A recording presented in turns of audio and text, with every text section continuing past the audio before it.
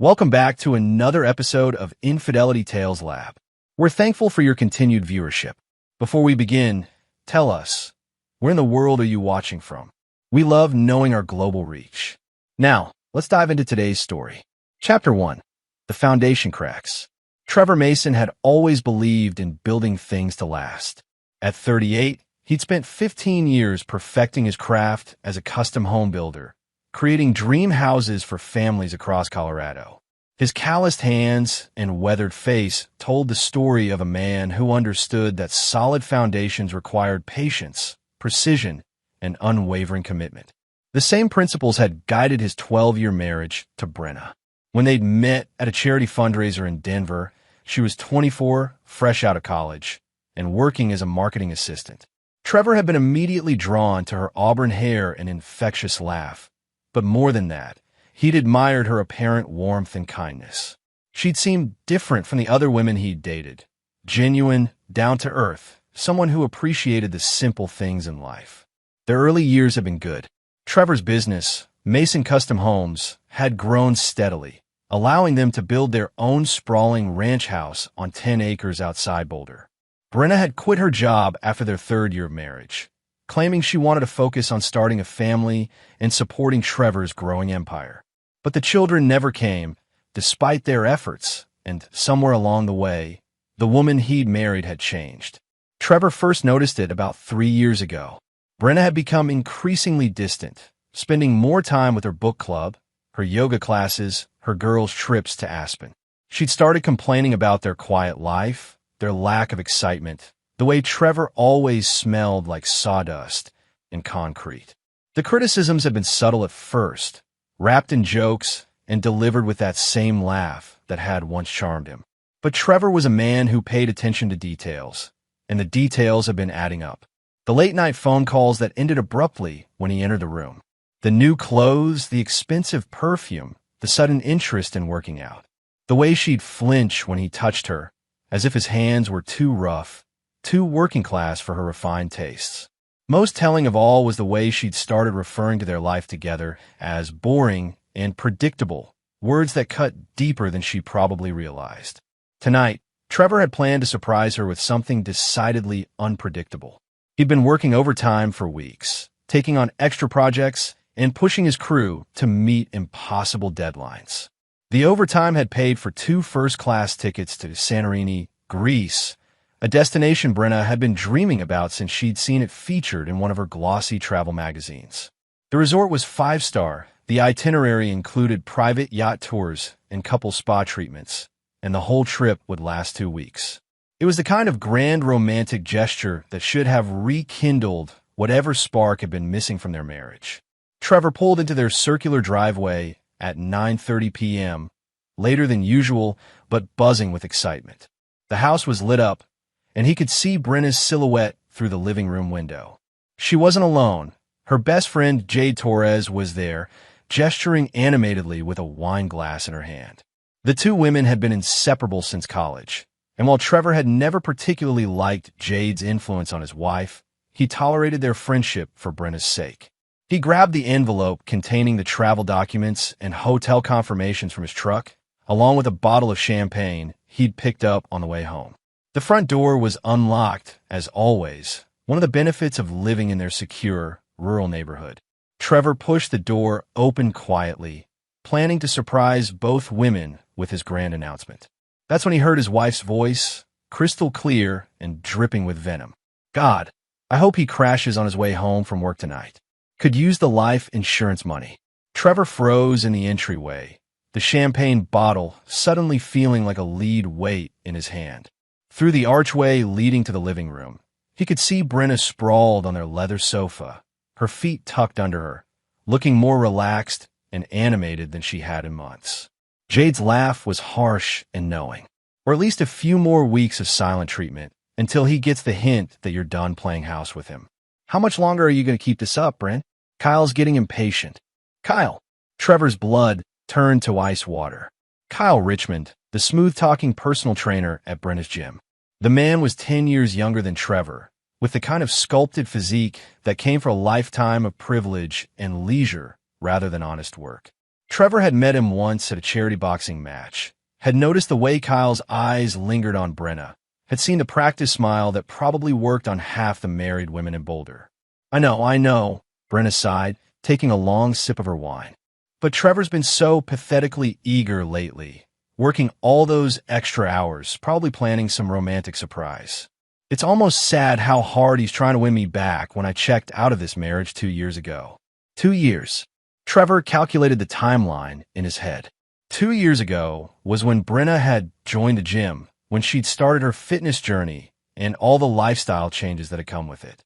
2 years of lies, 2 years of sleeping next to a woman who was counting down the days until his death. At least Kyle knows how to show a woman a good time, Brenna continued, her voice taking on a dreamy quality. Last weekend at the cabin was incredible. I felt like a completely different person, like I was actually alive again, instead of just existing in this suburban tomb. The cabin. Trevor knew exactly which cabin she meant. The luxury rental in Vail that Kyle had mentioned during their brief encounter. The same weekend Brenna had told Trevor she was going to a women's wellness retreat. The same weekend Trevor had worked 16-hour days to earn the money for their dream vacation. You know what you need to do? Jade said, leaning forward conspiratorially. Make the move official. File for divorce. Take half of everything and start fresh with Kyle. You're 34, Bren, not dead. You deserve better than a blue-collar husband who thinks a romantic evening is pizza and Netflix. Brenna laughed, the sound that had once made Trevor's heart skip, now making him feel physically ill. The timing has to be perfect. Trevor's business is doing really well right now. He just landed that resort project in Park City. If I wait until after he signs the contracts, my settlement will be worth twice as much. Besides, Kyle and I are having fun with the whole forbidden affair thing. There's something exciting about sneaking around, about having this secret life that Trevor is too stupid to figure out. Trevor's grip tightened on the champagne bottle. The resort project in Park City, the one that would have secured their financial future for decades. The one he'd been planning to surprise her with tonight, along with a trip to Greece. Every detail of the past 3 years suddenly clicked into place with devastating clarity. The woman he'd loved, the woman he'd built a life with, had been systematically planning his emotional and financial destruction while he'd been working himself to exhaustion trying to make her happy. Just promise me you'll be careful, Jade said, though her tone suggested she was enjoying the drama rather than genuinely worried. Trevor seems like the type who might not take the news well. All that quiet intensity, those big hands. I always thought he was a little scary. Trevor, Brenna scoffed. He's a teddy bear. Biggest pushover I've ever met. When I finally tell him I want a divorce, he'll probably apologize for not being good enough and hand over the keys to everything he owns. That's just who he is. A people pleaser who'd rather avoid conflict than fight for what's his. Trevor set the champagne bottle down silently on the entryway table and pulled the envelope from his jacket pocket. The tickets to Santorini felt like evidence of his own stupidity, proof of how thoroughly he'd misjudged the woman he'd married. He walked quietly to the kitchen counter, placed the envelope in plain sight, and stood there for a moment, processing the magnitude of his wife's betrayal. Brenna was wrong about one thing. Trevor Mason was not a people pleaser, and he'd never been a pushover. He was a builder, a creator, someone who understood that the most important structures were built on solid foundations and careful planning. But he was also the son of a man who'd lost everything to a faithless woman, and he'd sworn long ago that he would never be that kind of victim. The conversation in the living room continued, each word carving deeper into what remained of Trevor's marriage. He listened for a few more minutes, memorizing details, filing away information that would prove useful later. Then, with the same quiet efficiency that had made him successful in business, he turned and walked back out of his house, closing the door behind him with barely a sound. As he drove away into the Colorado night, Trevor's phone buzzed with a text from Brenna. Working late again? Don't wait up. Jade and I are having girl time. Love you. Red heart. The heart emoji felt like a final insult. Trevor deleted the message without responding and kept driving, his mind already working through the first stages of what would become the most important project of his life. He'd built his last house for someone else. Now, it was time to build something for himself, something that would last. Chapter 2. Blueprint for Destruction. Trevor drove through the night, his mind churning with possibilities. By dawn, he'd reach his old hunting cabin in the mountains, a place Brenna had visited exactly once before, declaring it too rustic for her tastes. The isolation that she'd found oppressive was exactly what Trevor needed now. Space to think, to plan, to become the man this situation required. The cabin had been his father's refuge during his own divorce proceedings 25 years ago. Robert Mason had been a different kind of man than his son, more prone to anger, less strategic in his thinking. When Robert's wife had left him for her tennis instructor, taking half of everything and turning their two sons against their father, Robert had drunk himself into an early grave rather than fight back. Trevor had been 13 when he'd found his father on the cabin floor, empty bottle in his hand, and a note that simply read, "Some foundations are too damaged to repair." Trevor had inherited the cabin and the lesson. He'd spent his teenage years watching his mother parade her new family around town, while his father's memory was systematically erased. The experience had taught him that nice men finish last, that turning the other cheek was just another way of saying you were too weak to fight back. But it had also taught him patience, observation, and the value of striking when your enemy least expected it. Over the next 3 days, Trevor methodically planned his response to Brenna's betrayal. He used his business connections to gather information about Kyle Richmond, learning that the man was drowning in debt despite his flashy lifestyle. The personal training business was a front. Kyle's real income came from his wealthy female clients, women who paid him handsomely for services that went far beyond fitness coaching. Brenna wasn't his first mark, and she certainly wouldn't be his last. Trevor also discovered that Kyle had been lying about several things. The man wasn't 34 as he'd claimed, but 42, with a criminal record that included fraud and assault charges from his 20s. He'd been married twice before, both marriages ending in bitter divorces that left his ex-wives financially devastated. The pattern was clear. Kyle was a professional predator who specialized in wealthy, unhappy housewives. The research confirmed what Trevor had suspected. Brenna wasn't a victim in this scenario. She was a willing participant in her own betrayal, someone who'd calculated the cost of her marriage and found it wanting. The woman who'd once cried watching romantic movies had become someone who could casually discuss her husband's death over wine with her friend. On the 4th day, Trevor received a call from his foreman, Miguel Santos, asking about the work schedule for the following week. The conversation gave Trevor an idea that would form the cornerstone of his revenge. "Miguel," Trevor said, "I need you to handle the Park City project for the next few weeks. Something personal has come up. Everything okay, boss?" Miguel's concern was genuine. The two men had worked together for 8 years, and Miguel was one of the few people Trevor considered a true friend. "Family issue," Trevor replied, which wasn't entirely untrue. "I need you to keep this between us, but I'm going to be out of town for a while. If anyone asks, tell them I'm scouting new locations for expansion." Miguel agreed without question, loyalty that Trevor appreciated and would remember. After hanging up, Trevor made several more calls, putting pieces in place for what would become the most elaborate construction project of his career, the systematic demolition of Brenna and Kyle's lives. The first phase required Trevor to become invisible. He'd already moved money from their joint accounts into a business account that only he controlled, a legal maneuver that Brenna wouldn't notice for weeks. He'd also transferred ownership of several properties into his company's name, protecting them from any potential divorce settlement. These weren't the actions of a man who intended to roll over and play dead. Trevor's phone rang constantly with calls from Brenna, each voicemail more frantic than the last. She'd found the plane tickets on the kitchen counter, had realized he'd been home that night, and overheard at least part of her conversation with Jade. The tone of her messages evolved from confusion to anger to panic as the days passed without any response from her husband. "Trevor, what the hell is going on?" Brenna's voice was sharp with irritation on day 2. "I found the tickets to Greece, and now you're just gone? This is childish, even for you." By day 4, the irritation had transformed into something closer to fear. "Okay, I know you're upset about something, but we need to talk about this like adults. Whatever you think you heard the other night, I can explain. Just come home so we can work this out. The final message came on day 6, Brenna's voice breaking with what sounded like genuine desperation. Trevor, please. I'm scared. Miguel won't tell me where you are. Your friends haven't seen you, and I'm starting to think something terrible has happened. If you can hear this, just let me know you're okay. Whatever's wrong, we can fix it. I love you.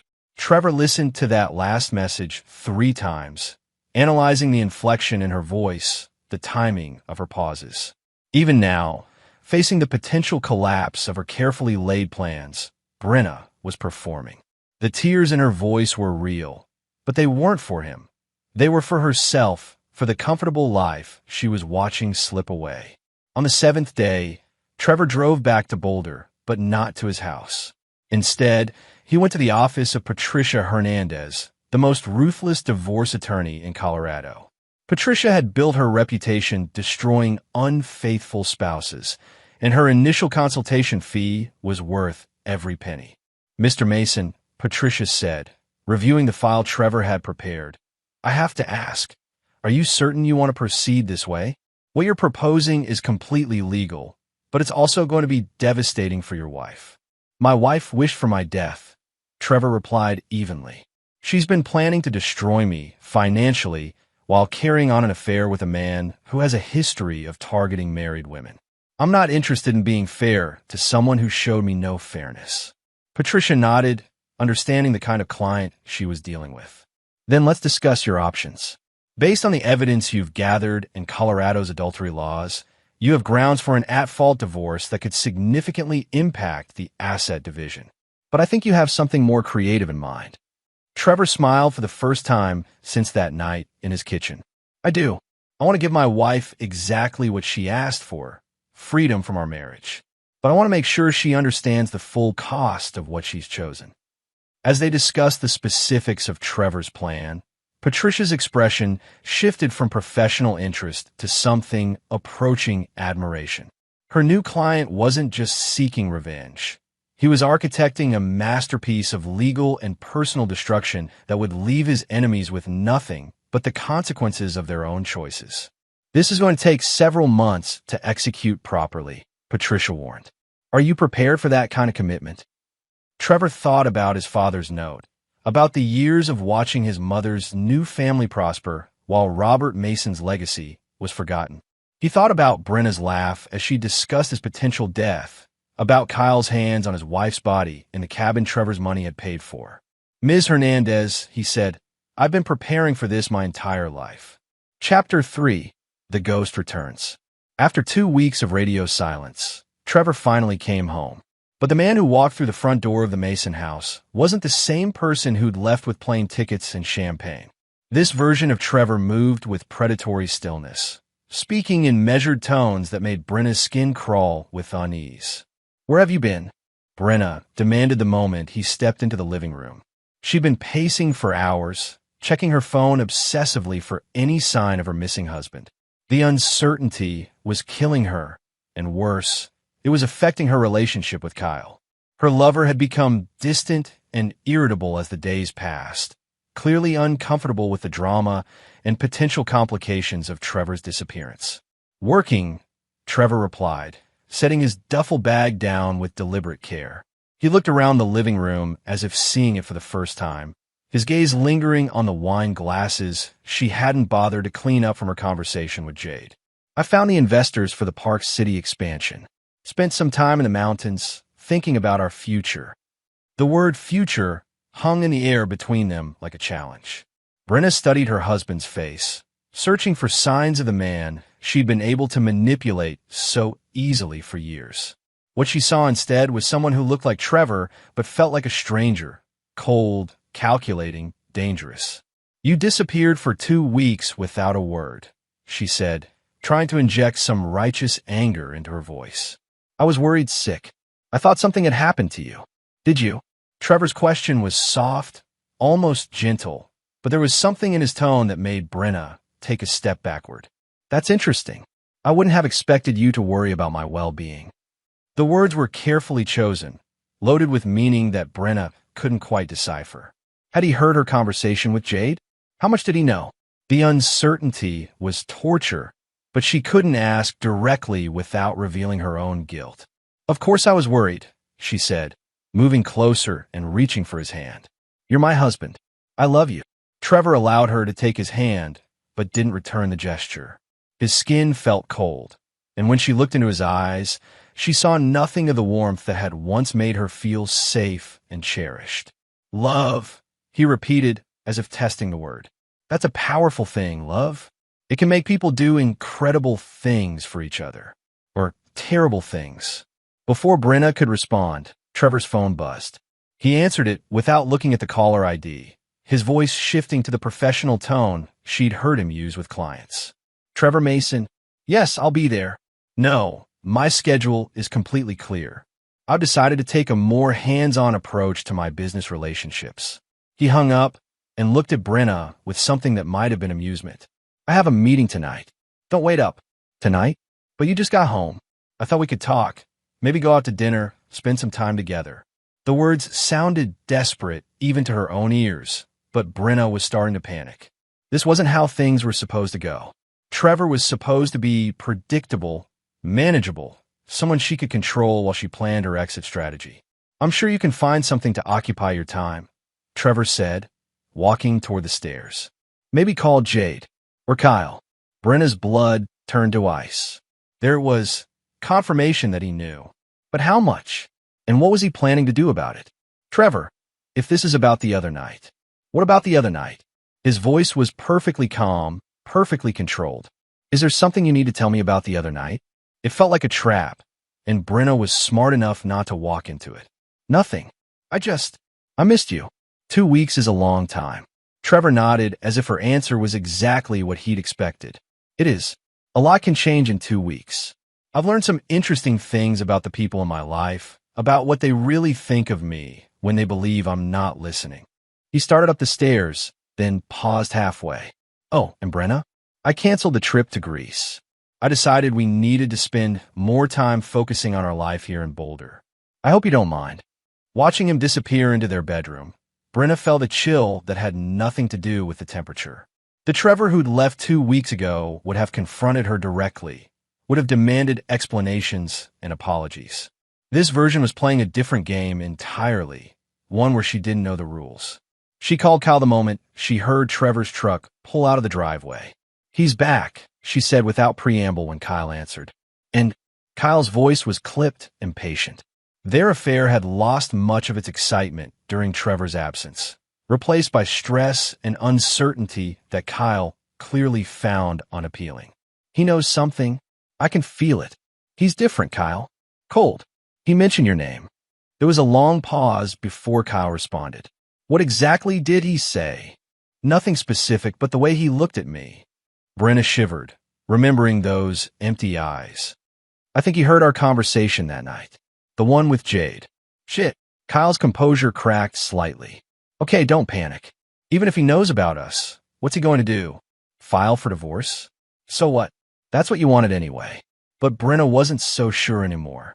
The man who'd come home tonight didn't seem like someone who would simply hand over half of everything and disappear quietly. He seemed like someone who was planning something, someone who'd been using the past 2 weeks to prepare for war. I don't think he's going to make this easy, she said. Maybe we should cool things down for a while. Wait and see what he does. Cool things down. Kyle's voice turned sharp. Brenna, I've been patient with this whole situation, but I'm not going to put my life on hold because your husband is having a tantrum. Either you're ready to leave him or you're not. I'm not interested in playing house with a married woman indefinitely. The ultimatum hit Brenna like a physical blow. She'd been so focused on managing Trevor that she'd forgotten Kyle was equally unpredictable, equally dangerous in his own way. Caught between two men who seemed to be hardening into adversaries, she felt the walls of her carefully constructed life closing in. Give me some time, she pleaded. Let me figure out what he knows, what he's planning. Then we can make our move. You have 1 week, Kyle said. After that, I'm done waiting. There are other options out there, Brenna. Don't forget that. The line went dead, leaving Brenna alone in the house that had once felt like a sanctuary but now felt like a prison. Outside, She could hear the wind picking up, rattling the windows and doors that Trevor had installed with his own hands. Everything in this house bore his mark, his craftsmanship, his attention to detail. For the first time since this whole affair had begun, Brenna wondered if she'd made a terrible mistake. The Trevor who'd built this house, who'd worked overtime to buy her dream vacation, who'd loved her completely and without reservation, that Trevor might have been worth fighting for. But it was too late for those thoughts now. The man who'd come home tonight wasn't interested in reconciliation. He was interested in something else entirely, something that made her feel like prey being stalked by a predator who'd learned patience.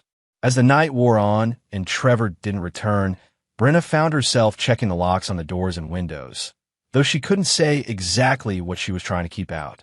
All she knew was that the foundation of her world was cracking, and the man she'd underestimated for so long was the one holding the sledgehammer. Chapter 4. The Hunter's Patience.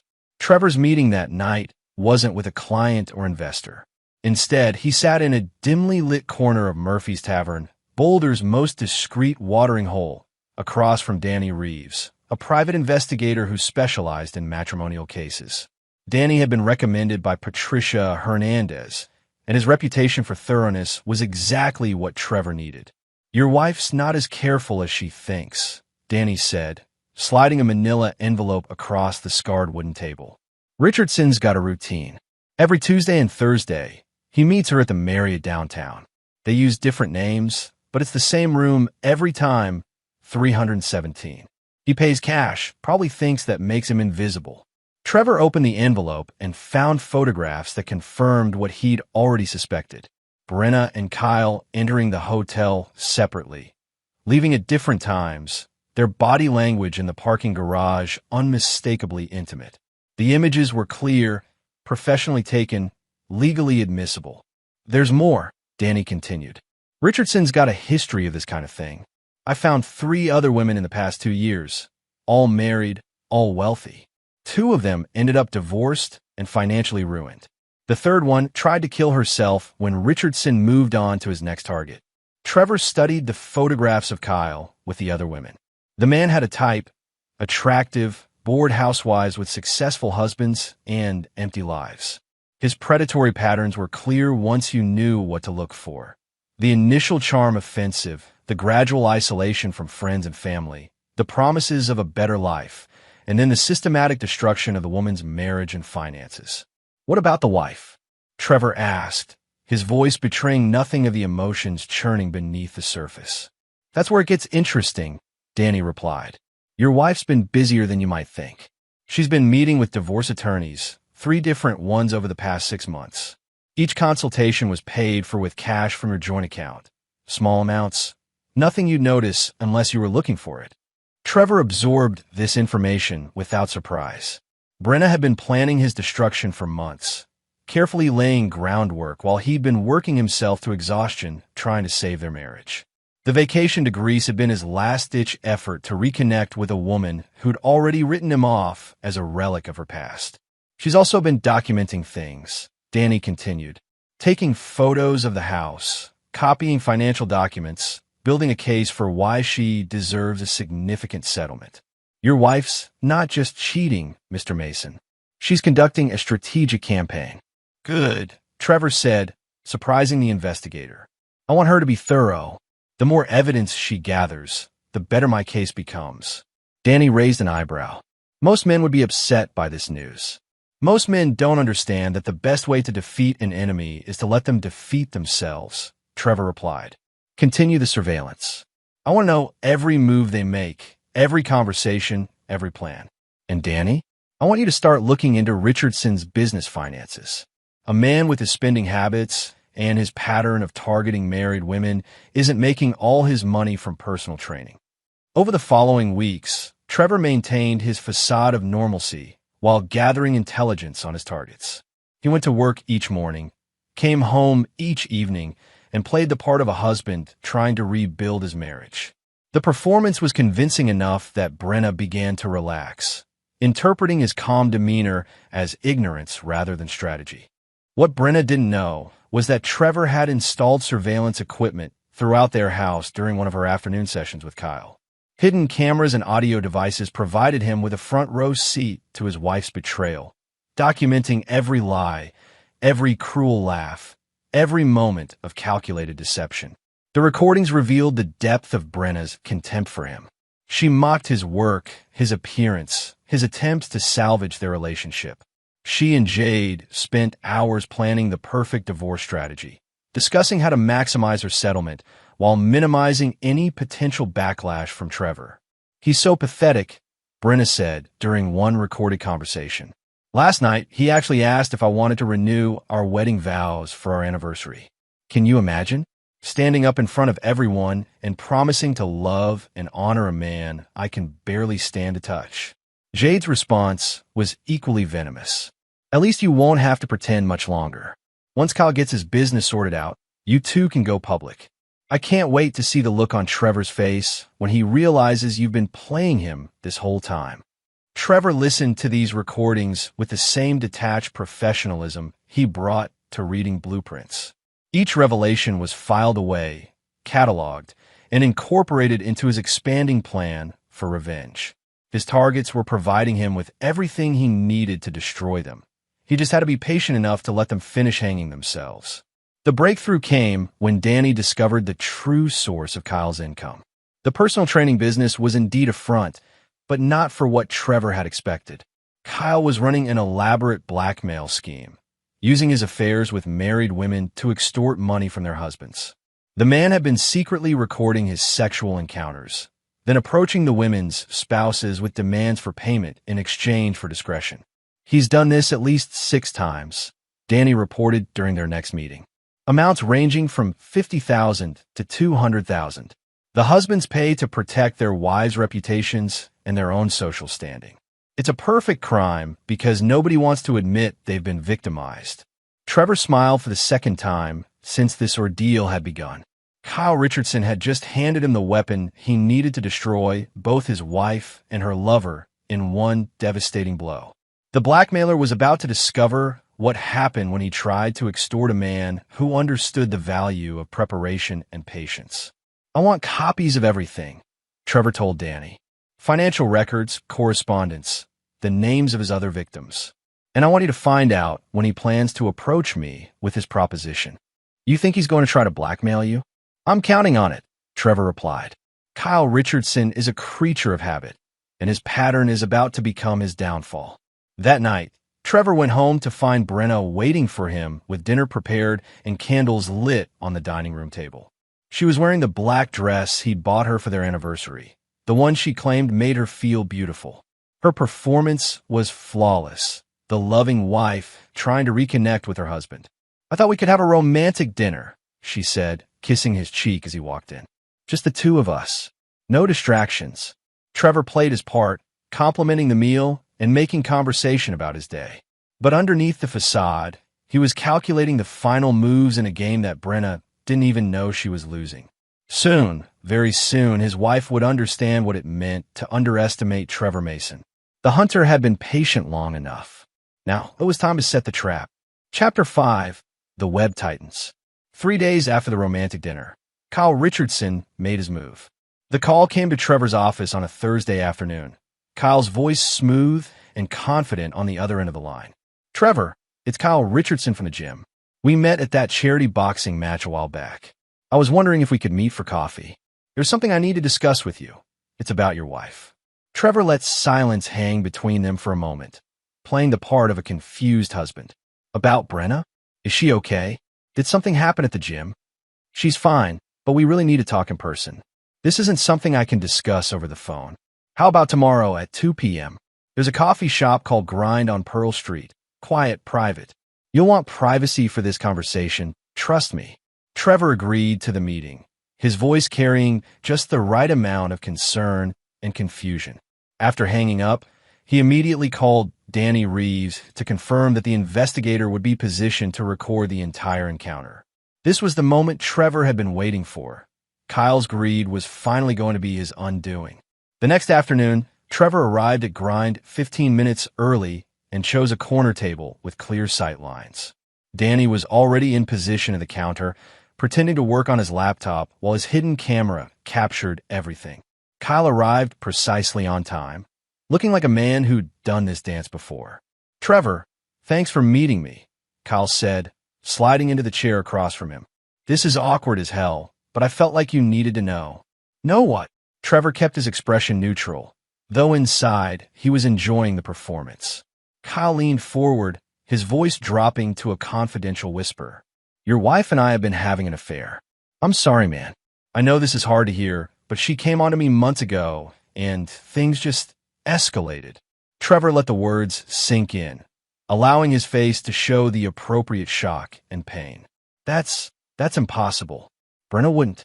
We're happy. We're working on our marriage." "I know this is difficult," Kyle continued, his tone perfectly calibrated to sound sympathetic. "But I have proof. Photos, videos, recordings of our conversations. She's been planning to leave you for months, talking about taking half of everything in the divorce." The hook was set. Now Kyle would reel him in with a blackmail demand. "Look, Trevor, I don't want to destroy your life or embarrass your wife publicly. What happened between Brenna and me was a mistake. I take full responsibility for that. But if this information got out, it would ruin both of your reputations. Your business would suffer, your social standing in the community would be destroyed." Trevor said nothing, letting Kyle continue his pitch. "I'm prepared to disappear from Boulder, end things with Brenna, and delete all the evidence I have. But I need some help starting over somewhere else. $150,000 would be enough for me to relocate and never bother you or your wife again." There it was, the same pattern Kyle had used on 6 other men.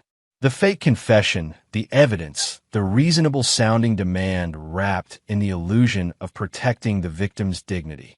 It was a masterful performance from a man who'd perfected his craft through repetition. Trevor let the silence stretch until Kyle began to look uncomfortable.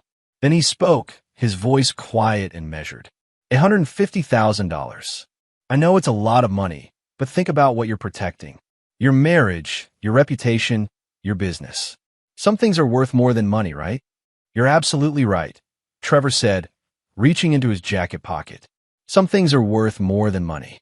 Kyle relaxed, clearly believing he'd found another easy mark. His confidence evaporated when Trevor placed a digital recorder on the table between them. Like justice, Trevor finished, pressing the stop button on the device. Kyle's face went white as he stared at the recorder. "What the hell is that?" "Evidence," Trevor replied calmly. "Evidence of your attempted extortion, which is a felony in Colorado, along with the financial records showing your blackmail payments from 6 other victims. It should be enough to put you away for quite a while." "You can't prove anything," Kyle said, but his voice had lost its smooth confidence. "It's your word against mine." Trevor smiled, a cold, predatory expression that made Kyle shrink back in his chair. "Actually, it's your word against you. See, Kyle, I know about Marcus Webb in Denver. I know about Robert Chun in Fort Collins. I know about David Torres in Colorado Springs. Should I keep going, or are you starting to understand the situation you're in?" The names of Kyle's previous victims hit like physical blows. The man who'd seemed so confident minutes earlier was now sweating, his eyes darting around the coffee shop as if looking for escape routes. "You've been running this scam for 3 years, Trevor continued conversationally. "Seducing married women, recording your encounters, then blackmailing their husbands. It's been a profitable business model, hasn't it? Until now." Kyle's desperation made him stupid. "Look, we can work this out. I'll leave town, disappear completely. You'll never see me or hear from me again. Just let me walk away." "Oh, you're going to disappear?" Trevor agreed. "But not the way you're thinking. You see, Kyle, I've already turned copies of all this evidence over to the FBI. Extortion across state lines is a federal crime. They're very interested in talking to you." As if summoned by Trevor's words, 2 men in dark suits appeared at their table. "Kyle Richardson," one of them said, displaying his badge. "FBI, you're under arrest for extortion, fraud, and racketeering. You have the right to remain silent." Kyle's arrest in the middle of the crowded coffee shop drew stares from every patron. As the federal agents led him away in handcuffs, Trevor remained seated, calmly finishing his coffee while Danny packed up his surveillance equipment. Phase 1 of Trevor's revenge was complete. But Kyle's arrest was just the opening move. The real game was about to begin. That evening, Trevor came home to find Brenna pacing frantically around their living room, her phone pressed to her ear. She was trying to call Kyle, but his phone was going straight to voicemail. Hard to answer when you're being processed into federal custody. "Where have you been?" she demanded the moment Trevor walked in. "Kyle was supposed to meet me this afternoon, but he never showed up. He's not answering his phone, and I'm worried something happened to him." Trevor loosened his tie and sat down in his favorite chair, watching his wife with the detached interest of a scientist observing a lab specimen. "I wouldn't worry about Kyle. I'm sure he's exactly where he needs to be." Something in his tone made Brenna stop pacing. "What do you mean by that?" "I mean that Kyle Richardson is no longer your concern. In fact, I think you're going to have much bigger problems to worry about very soon." Before Brenna could respond, there was a knock at the front door. Trevor didn't move to answer it, so Brenna went instead. When she opened the door, she found two police officers standing on their porch. "Mrs. Mason, we need to speak with you about your relationship with Kyle Richardson. May we come in?" Brenna's world tilted on its axis as she realized that somehow, impossibly, her carefully constructed secret life was collapsing around her. She looked back at Trevor, who was still sitting calmly in his chair, watching the scene unfold with what looked like satisfaction. "Of course," she said, her voice barely above a whisper. "Please come in." As the officers entered their home, Trevor finally stood up. "I think I'll let you handle this conversation privately," he said to Brenna. "I have some calls to make." Walking past his wife toward the stairs, Trevor paused to whisper something only she could hear. "You wanted your freedom, Brenna. Congratulations. You're about to get more than you bargained for." The hunter had sprung his trap. Now it was time to watch his prey struggle against the web they'd woven around themselves. Chapter 6. The Price of Betrayal. The police interview lasted 3 hours. Brenna emerged from the living room looking pale and shaken, her confidence shattered by the reality of her situation. The officers had questioned her extensively about her relationship with Kyle, his business practices, and her knowledge of his criminal activities. While they couldn't charge her with any crimes, they'd made it clear that she was now considered a witness in a federal investigation. Trevor was waiting for her in the kitchen, sitting at the table where she'd found the plane tickets to Greece what felt like a lifetime ago. He'd prepared 2 cups of coffee, a gesture that might have seemed thoughtful under different circumstances. "How long have you known?" Brenna asked, slumping into the chair across from him. Her voice was hoarse from 3 hours of careful answers and legal evasions. "Which part?" Trevor replied calmly. "About your affair with Kyle? I've known since the night I came home with the vacation tickets." "About his blackmail scheme? I figured that out a few weeks ago." "About your plans to divorce me and take half of everything? I've known about that for months." Brenna stared at him in shock. "Months? But you never said anything. You acted like everything was normal." "Everything was normal," Trevor said. "Normal for a marriage where one spouse is systematically planning to destroy the other while pretending to love them. Normal for a woman who wishes her husband would die so she could collect the insurance money." The words hit Brenna like physical blows. She'd forgotten about that conversation with Jade, forgotten that Trevor had been in the house that night. Hearing her own cruelty reflected back at her made her feel sick with shame and fear. "Trevor, I never meant." "You meant every word," he interrupted. "And now you're going to live with the consequences of those words." Brenna looked around their kitchen, seeing it as if for the first time. This was a room where Trevor had prepared breakfast for her every morning for 12 years. The room where they'd planned their future, argued about money, celebrated birthdays and anniversaries. The room where she'd systematically destroyed their marriage while he'd been trying to save it. "What happens now?" she asked quietly. Trevor reached into his jacket and pulled out a manila envelope, placing it on the table between them. "Now you sign these papers." Brenna opened the envelope with trembling hands. Inside were divorce documents, but not the kind she'd been expecting. These papers stripped her of any claim to Trevor's business, their house, or most of their shared assets. The settlement offered her enough money to start over, but nowhere near the fortune she'd been planning to claim. "I can't sign this," she said, her voice rising with panic. "This isn't fair. I'm entitled to half of everything we built together." "Half of everything we built together," Trevor repeated thoughtfully. Let me ask you something, Brenna. What exactly did you build? I started my business before we met. I bought this land, designed this house, built it with my own hands. I worked 16-hour days to grow the company while you spent your afternoons planning my destruction. So tell me, what did you contribute to this marriage besides betrayal and lies? Brenna felt tears streaming down her face, but she could see that Trevor was unmoved by her distress. The man sitting across from her wasn't the gentle, forgiving husband she'd taken for granted for so many years. This was someone harder, colder, someone who'd learned to match cruelty with ruthlessness. If you don't sign willingly, Trevor continued, I'll file for an at-fault divorce based on adultery. In Colorado, that means you could end up with nothing at all. The choice is yours.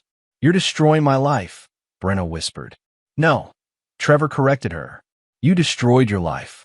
I'm just making sure you understand the cost of your choices. As Brenna stared at the papers, her phone buzzed with a text message from Jade. OMG, did you see the news? Kyle Richardson was arrested by the FBI. It's all over social media. Call me. Trevor must have seen her reaction to the message because he smiled that cold, predatory smile she was beginning to hate.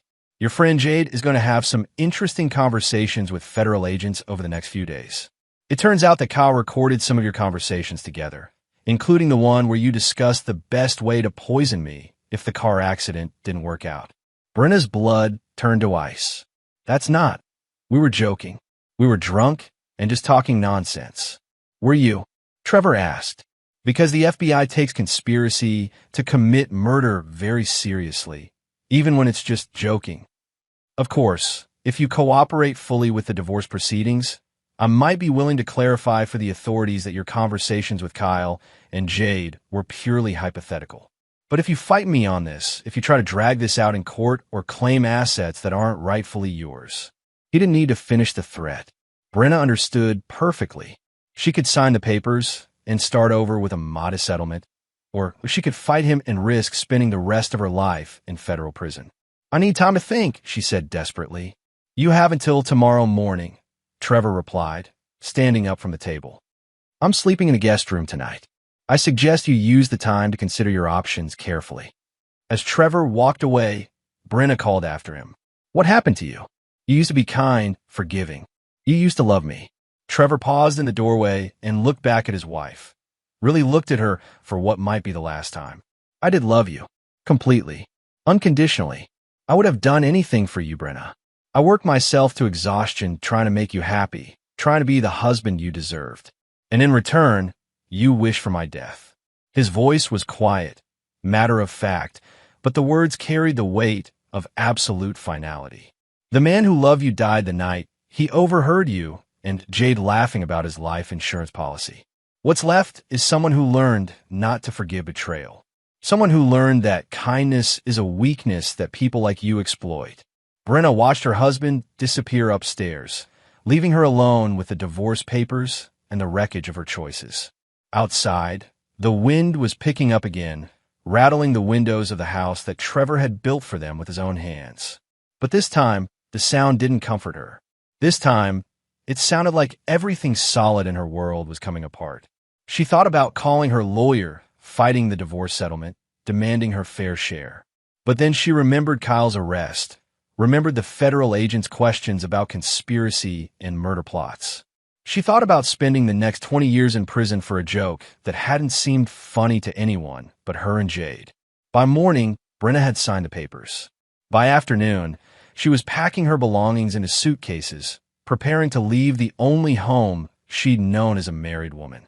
As she worked, Trevor went about his normal routine, getting ready for work as if this were just another ordinary day. Where will you go? He asked as she loaded the last of her clothes into her car. I don't know, Brenna replied honestly. My parents, maybe, at least until I figure out what comes next.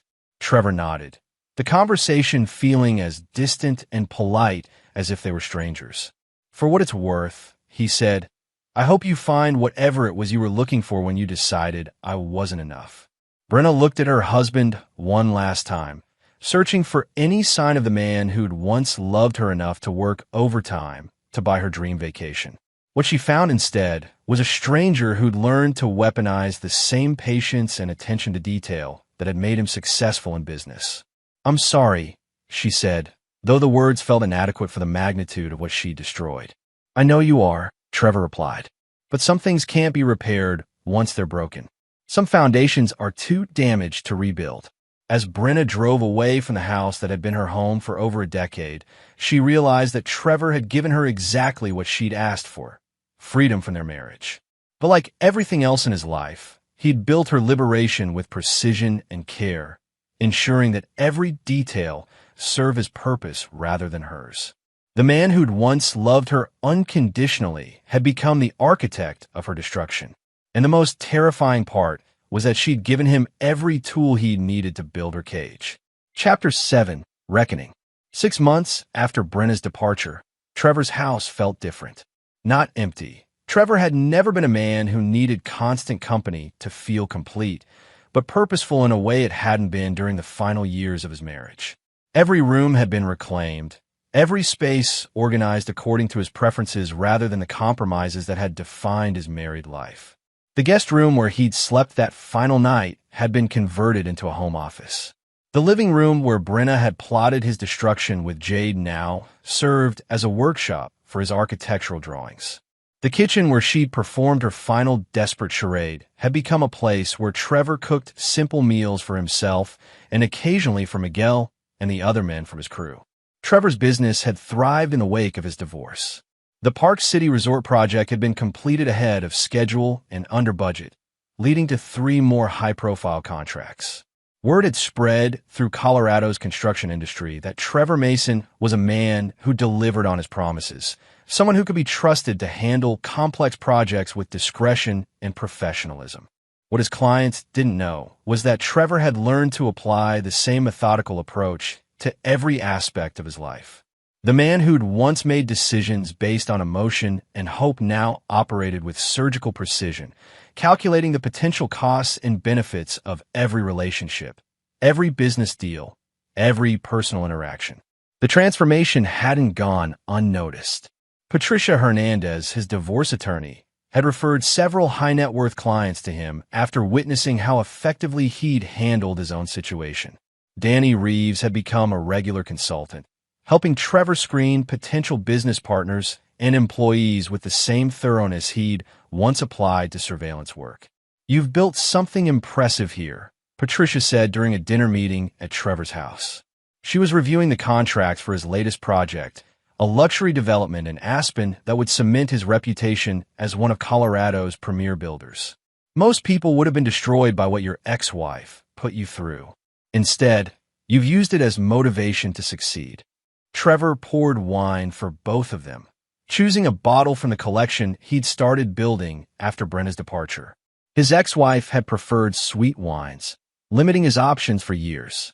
Now he could explore the complex, full-bodied reds that matched his evolved palate. "Destruction and creation aren't opposites," he replied. "Sometimes you have to tear down what isn't working before you can build something better." Patricia studied him over the rim of her wine glass. "Is that what you did with your marriage? Tore it down to build something better?" "My marriage was already broken," Trevor said. "I just stopped pretending it could be repaired." The conversation was interrupted by Trevor's phone buzzing with a call from Danny Reeves. Trevor answered, putting the call on speaker with Patricia's permission. "Trevor, thought you'd want to know. Kyle Richardson was sentenced today. Federal judge gave him 8 years for the extortion charges, plus restitution to his victims. He won't be bothering anyone for a long time." Trevor felt a satisfaction that was both profound and cold. Justice had been served, but more importantly, the man who'd helped destroy his marriage was now facing the consequences of his predatory behavior. "What about the other case?" Trevor asked, referring to the investigation into Kyle's conspiracy discussions with Brenna and Jade. "The prosecutor decided not to pursue charges," Danny replied. "Without concrete evidence of intent to commit murder, they couldn't prove conspiracy beyond a reasonable doubt. Your ex-wife and her friend got lucky." After hanging up, Patricia looked at Trevor with something that might have been concern. "You don't seem disappointed that they weren't charged." "I'm not," Trevor said honestly. "Brenna's punishment isn't prison. It's living with the knowledge that she destroyed the best thing in her life for a man who was using her. That's a different kind of justice, but it's justice nonetheless. What Trevor didn't tell Patricia was that he'd been monitoring his ex-wife's situation through discreet channels. Brenna had moved back in with her parents in Ohio, taking a job as a receptionist at a dental office for a fraction of what she'd been accustomed to spending in a month. The settlement from their divorce had provided her with a modest nest egg, but her lifestyle had been drastically reduced. More importantly, her reputation in Boulder had been destroyed. The details of Kyle's arrest and the federal investigation had become public knowledge, and Brenna's role as both victim and accomplice had made her a pariah among their former social circle. The women who'd once envied her marriage to the successful builder now whispered about her poor judgment and moral failings. Jade Torres had fared even worse. Her involvement in the conspiracy conversations had cost her a lucrative marketing job, and no one in Boulder's tight-knit professional community would hire her. Last Trevor had heard, she'd moved to Phoenix and was working in retail while trying to rebuild her career from scratch. "Have you thought about dating again?" Patricia asked, bringing Trevor back to the present conversation. "It's been 6 months. You're a successful, attractive man with a lot to offer the right woman." Trevor considered the question seriously. He'd had opportunities, women who'd made their interests clear through professional interactions or social events. But the idea of opening himself up to that kind of vulnerability again felt foreign, almost impossible. "I'm not the same person I was when I married Brenna," he said finally. The man who fell in love with her was trusting, optimistic, willing to believe the best about people. That man doesn't exist anymore. "Maybe that's not entirely a bad thing," Patricia suggested. "Trust and optimism are admirable qualities, but they can be weaknesses if they're not balanced with discernment and self-protection." Trevor nodded, acknowledging the truth in her words. The man he'd become was harder, more calculating, less willing to make himself vulnerable to other people's betrayals. But he was also stronger, more successful, more capable of protecting himself and the people who deserve his loyalty. "If I ever do get involved with someone again," he said, "it will be on very different terms. No joint accounts, no shared property, no merging of lives until they've proven themselves over years, not months. And if they ever betray that trust." He didn't finish the sentence, but Patricia understood. The man sitting across from her had learned to be ruthless when necessary, to respond to betrayal with overwhelming force. Any woman who entered his life would need to understand that Trevor Mason was no longer someone who could be taken advantage of. As Patricia gathered her documents and prepared to leave, she paused at the door. "For what it's worth, I think Brenna made the biggest mistake of her life when she chose Kyle Richardson over you.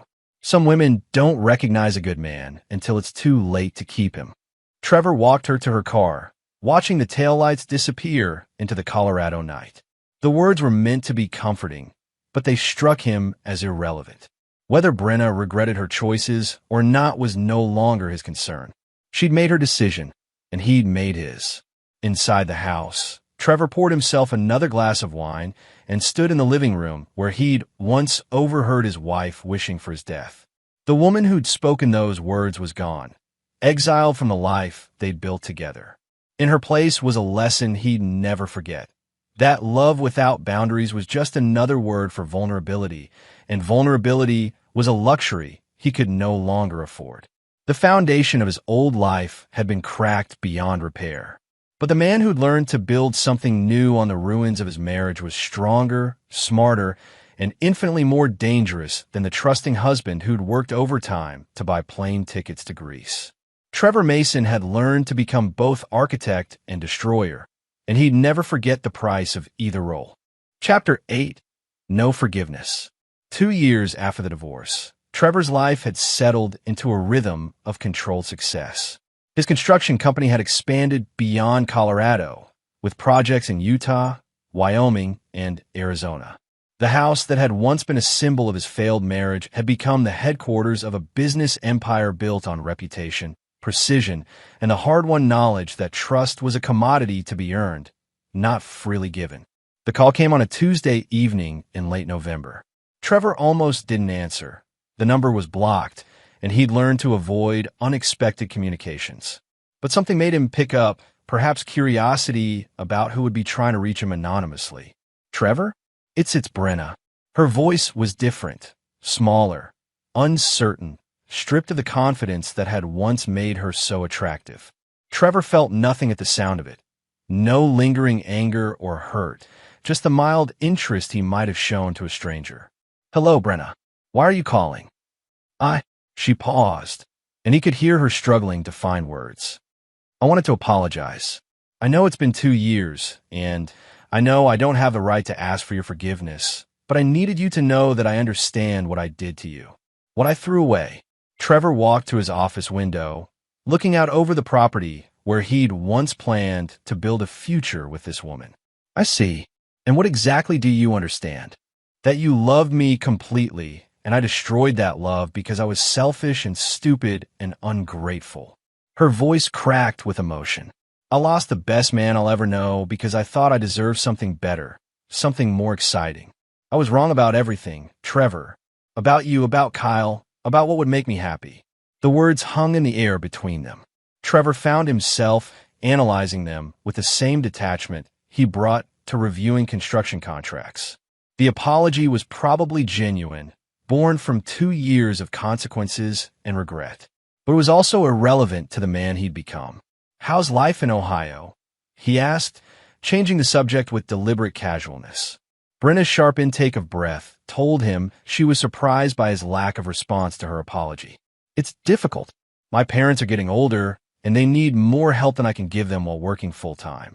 The money from our settlement is running out faster than I expected. Everything's just harder than I thought it would be. Trevor nodded, though she couldn't see him. And what about dating? Have you found the excitement you were looking for? No. The word came out as barely a whisper. I tried, but I can't trust anyone. After Kyle, after learning what kind of person I'd throw my marriage away for, I can't believe anything anyone tells me.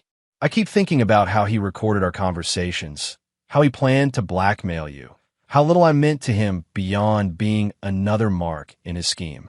Difficult to build relationships without trust, Trevor observed. Trevor, I know I don't deserve to ask this, but I need help.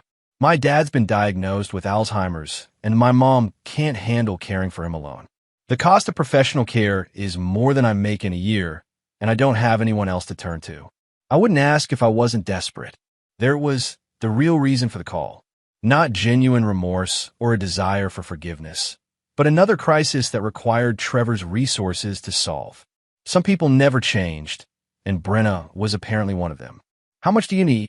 Trevor asked, his voice giving away nothing of his thoughts. $50,000 would cover the first year of care. Maybe give me time to figure out a longer-term solution. I know it's a lot, and I know I have no right to ask, but I'll have my attorney wire the money to you tomorrow. Trevor interrupted. The silence stretched so long that Trevor wondered if the call had been dropped. Finally, Brenna spoke, her voice thick with tears. I don't understand.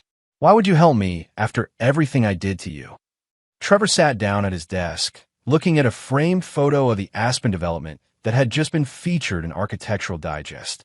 Because your father was always kind to me, and because taking care of aging parents is the right thing to do. This has nothing to do with you, Brenna. It's about helping good people who don't deserve to suffer because their daughter made poor choices. Does this mean, could we maybe try to be friends again? I know I don't deserve your forgiveness, but maybe someday. No. The word was final, absolute. I'm helping your parents because they deserve help. But you and I have nothing to rebuild, nothing to repair. You made your choice when you wished for my death. I made mine when I decided to become the kind of man who doesn't forget betrayal. Brenna's sob was audible through the phone. I was drunk that night.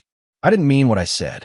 I was just angry and frustrated, and you revealed who you really are, Trevor finished. People don't become different people when they're drunk, Brenna. They just become honest about who they've always been. You meant every word you said that night, and we both know it. So there's no chance? Ever? You'll never be able to forgive me. Trevor thought about the question seriously, examining his own feelings with the same precision he brought to everything else in his life. Was there any part of him that could imagine forgiving his ex-wife? welcoming her back into his life in any capacity. Forgiveness implies that I'm holding onto anger or resentment, he said finally. I'm not. I don't think about you enough to maintain those emotions.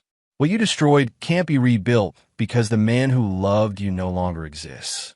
I'm someone else now, someone who learned from your betrayal and used it to become stronger.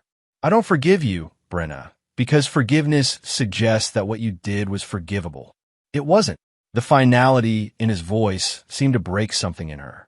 I ruined everything, she whispered. I had a man who would have done anything for me, and I threw it away for nothing. I'm going to spend the rest of my life alone because I'm too damaged to trust anyone, and no one decent would want someone who betrayed her husband the way I betrayed you. Probably, Trevor agreed without cruelty, simply stating a fact. But that's not my problem to solve. You created this situation, and you'll have to live with it. The money from my parents will be transferred tomorrow. Consider it a gift from the man you used to be married to, not a loan or an obligation. We're done after this, Brenna. Don't call me again. Trevor hung up before she could respond. The conversation had been educational, confirming what he'd suspected about his ex-wife's current situation while reinforcing his own emotional distance from their shared past. He called Patricia Hernandez and arranged for the wire transfer, then poured himself a glass of wine and returned to the architectural plans spread across his desk. The interaction with Brenna had been nothing more than a brief interruption in his evening, no more significant than any other business call. The next morning, Trevor received a text message from a number he didn't recognize. Thank you for helping our daughter. We never forgot your kindness to our family. We're sorry for everything that happened. Helen and Robert, Brenna's parents. Trevor deleted the message without responding, but he felt a satisfaction that had nothing to do with his ex-wife. He'd helped good people who deserved help, and he'd done it without compromising his principles or opening himself up to manipulation. 3 days later, Danny Reeves called with an update on Brenna's situation. Your ex-wife tried to contact Patricia Hernandez about the possibility of modifying the divorce settlement. Patricia told her that ship had sailed permanently and that any further contact would be considered harassment. Trevor wasn't surprised. Brenna's apology had been the first act in a campaign to reestablish some kind of relationship that she could exploit. When he'd made it clear that he was immune to emotional manipulation, she'd tried a more direct legal approach. Both strategies had failed because they were based on the assumption that he was still the same man she'd married, trusting, forgiving, willing to prioritize her needs over his own judgment. Make sure Patricia documents everything, Trevor told Danny. If Brenna continues trying to contact me or anyone in my business, I want a clear record for the restraining order. Already done, Danny replied, but I don't think she'll be a problem. The woman I've been watching for 2 years is broken, Trevor. Whatever you said to her during that phone call finished the job that Kyle Richardson started. Trevor felt no satisfaction in his ex-wife's suffering, but he felt no sympathy either. Brenna had made her choices with full knowledge of their potential consequences. The fact that those consequences had proven more severe than she'd anticipated was a lesson in the importance of thinking before acting, not a tragedy requiring his intervention. That evening, Trevor stood in the living room where he'd first overheard Brenna's betrayal, holding a glass of wine and reviewing the plans for his next project. The room that had once been filled with laughter and shared dreams now served as a monument to the importance of building one's life on solid foundations. The man who'd loved Brenna Mason unconditionally was gone, buried beneath 2 years of hard-won wisdom and carefully constructed emotional barriers. In his place stood someone stronger, more successful, and infinitely more careful about whom he chose to trust. Trevor Mason had learned that some betrayals couldn't be forgiven, some relationships couldn't be repaired, and some people didn't deserve second chances. The lesson had cost him his marriage, but it had given him something more valuable, the knowledge that he was strong enough to survive anything life could throw at him, and ruthless enough to ensure that no one would ever destroy him again. Chapter 9. Foundations of Steel. 5 years had passed since the divorce, and Trevor Mason had become a legend in Colorado's construction industry. Mason Custom Developments now employed over 100 people across 4 states, with projects ranging from luxury resorts to sustainable housing communities. The company's success had made Trevor wealthy beyond his original dreams, but more importantly, it had validated his transformation from betrayed husband to uncompromising businessman. The call came from his lawyer's office on a Friday morning in April. Patricia Hernandez's assistant explained that there was an urgent matter requiring Trevor's immediate attention, something about his ex-wife and a situation that could potentially affect him. Trevor arrived at Patricia's downtown office to find her reviewing a thick file with a grim expression. Spread across her desk were police reports, medical records, and legal documents that painted a disturbing picture of Brenna's life since their last conversation 3 years earlier. "She's dead," Patricia said without preamble. "Suicide. They found her in a hotel room in Denver 2 days ago." Trevor absorbed the information without visible emotion, though he felt a strange disconnection from reality. The woman who'd once shared his bed, his dreams, his entire life was gone. The finality of it seemed to reduce their 12-year marriage to a historical footnote. "How?" he asked. "Overdose. Sleeping pills and alcohol." She left a note. Patricia slid a photocopy across the desk. "The police contacted me because you're mentioned in it." Trevor read the note, written in Brenna's familiar handwriting, but with a shakiness that suggested either emotional distress or physical illness. "I destroyed the only good thing in my life because I was too stupid and selfish to recognize what I had. Trevor tried to show me real love, and I threw it away for nothing. I can't live with what I did to him or who I became. I'm sorry for all the pain I caused. I hope someday he can forgive me, even though I'll never forgive myself." "There's more," Patricia continued. She'd been living rough for the past year. Lost her job in Ohio. Parents died within 6 months of each other. The money you sent for their care barely covered their medical expenses. She's been homeless, struggling with addiction, in and out of shelters. Trevor set the note down and looked out Patricia's window at the Denver skyline. Somewhere in this city, the woman who'd once wished for his death had ended her own life, alone and broken. He searched his feelings for some response: grief, regret, satisfaction, but found only a hollow acknowledgement of cause and effect.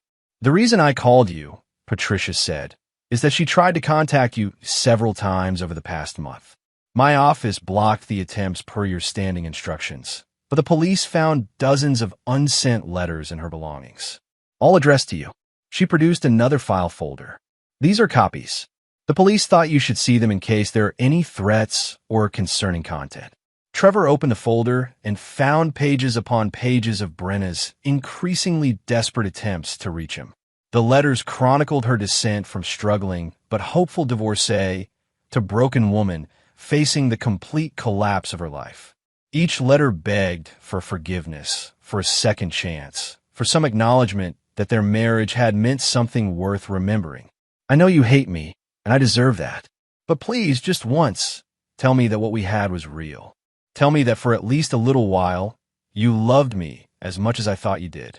I need to know that I'm not remembering a lie. I've lost everything, Trevor.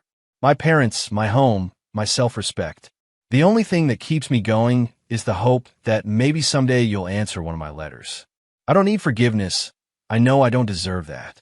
I just need to know you don't completely regret the years we spent together. I dream about our house sometimes. Not the expensive things or the luxury, but the little moments. You making coffee in the morning, the way you'd kiss my forehead when you thought I was sleeping, the pride in your voice when you'd show me something you'd built. I threw away a lifetime of those moments for nothing. I'm so sorry, Trevor. I'm so goddamn sorry." Trevor read through the letters methodically, each one a window into the gradual disintegration of the woman he'd once loved. The progression was tragic in its inevitability. Hope giving way to desperation.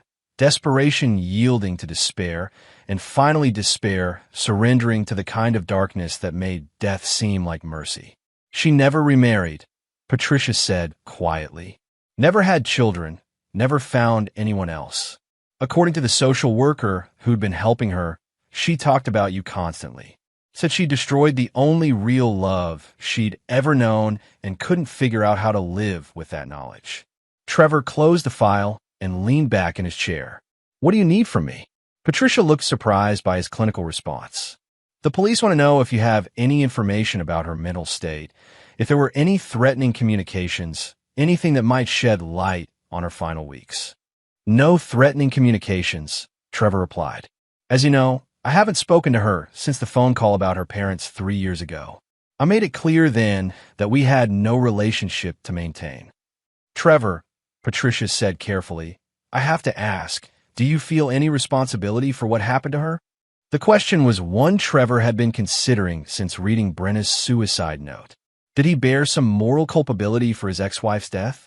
Had his refusal to forgive her, his absolute rejection of any reconciliation, contributed to her final decision? No, he said finally. Brenna made her choice when she betrayed our marriage. Every consequence that followed was the result of that original decision. I didn't force her to have an affair, I didn't make her wish for my death, and I didn't create the circumstances that led to her addiction and homelessness. I simply refused to rescue her from the consequences of her own actions. Patricia nodded, though Trevor sensed she wasn't entirely convinced. The funeral is tomorrow. Small service, just a few friends from Ohio. I thought you should know in case you wanted to attend. Trevor considered it briefly. There had been a time when he would have felt obligated to pay his respects, to honor the memory of the woman he'd once loved despite everything that had gone wrong between them. But that man was gone, replaced by someone who understood that attending Brenna's funeral would be a betrayal of the principles he'd built his new life upon. I won't be attending, he said. Send flowers if you think it's appropriate, but make sure the card is from the company, not from me personally. Walking out of Patricia's office, Trevor felt the weight of finality settling over him. Brenna's death had closed the last chapter of their shared story, but it had also confirmed the wisdom of his transformation. The woman who destroyed their marriage had ultimately destroyed herself, unable to live with the consequences of her betrayal. That evening, Trevor sat in his home office, surrounded by architectural plans and business documents that represented the empire he'd built from the ashes of his marriage.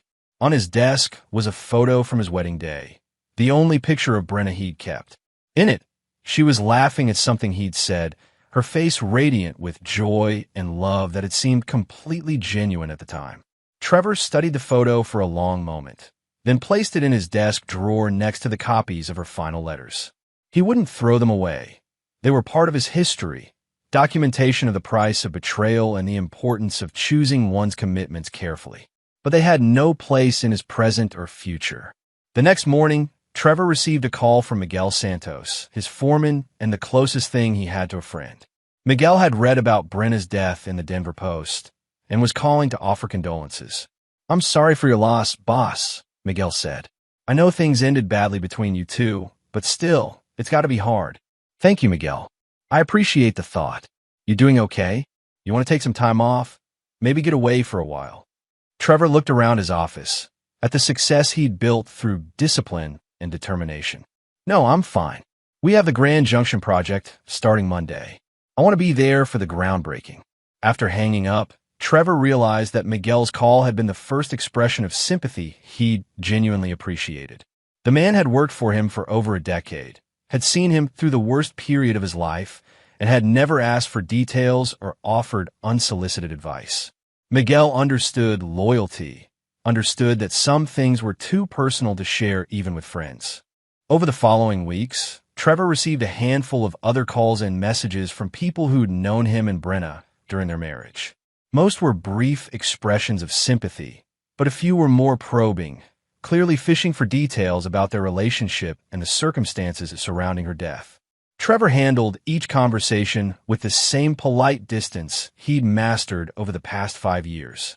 He thanked people for their concern, confirmed that he was fine, and deflected any attempts to engage him in discussions about Brenna's mental state or their marriage's failure. The past was past, and he had no interest in relitigating decisions that had proven correct through the test of time. 6 months later, Trevor received a final piece of mail related to his ex-wife, a package from the administrator of her estate containing a few personal items that had been specifically designated for him in her will. Inside the package was his old wedding ring, the one he'd left on the kitchen counter the night he discovered her betrayal, along with a note in Brenna's handwriting. This belongs to the man who deserved better than what I gave him. I hope he finds someone worthy of his love." Trevor held the ring for a moment, remembering the day he'd placed it on his finger with such hope and optimism. Then he put it back in the box and filed it away with the other artifacts of his former life. The man who'd worn that ring was gone, and the person he'd become had no use for symbols of failed promises. That evening, Trevor stood on the deck of his house, looking out over the property he'd designed and built as a monument to his own resilience. Somewhere in the distance, the lights of Boulder twinkled against the Colorado darkness, a reminder of the world he'd chosen to remain part of despite his personal losses. Trevor Mason had learned that some foundations couldn't be repaired once they were cracked, that some betrayals couldn't be forgiven, and that some people would destroy themselves rather than live with the consequences of their choices. The lessons had cost him his marriage and, indirectly, contributed to his ex-wife's death. But they had also given him something more valuable than love or forgiveness: the unshakable knowledge that he was strong enough to survive anything, ruthless enough to protect himself from further betrayal, and successful enough to build a life that served his own purposes rather than someone else's expectations. The man who'd worked overtime to buy plane tickets to Greece was gone forever. In his place stood someone harder, smarter, and infinitely more dangerous. Someone who'd learned that the strongest foundations were built not on trust and forgiveness, but on the steel-hard certainty that he would never again allow anyone to wish for his destruction without facing the full consequences of that choice.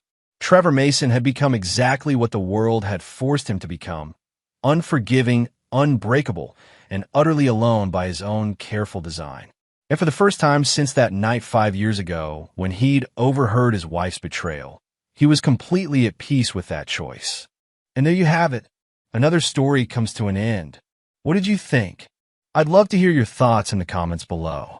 If you enjoy this story, consider joining our community by subscribing. It means the world to us. For more stories like this one, check out the recommended videos on screen, and I'll see you there.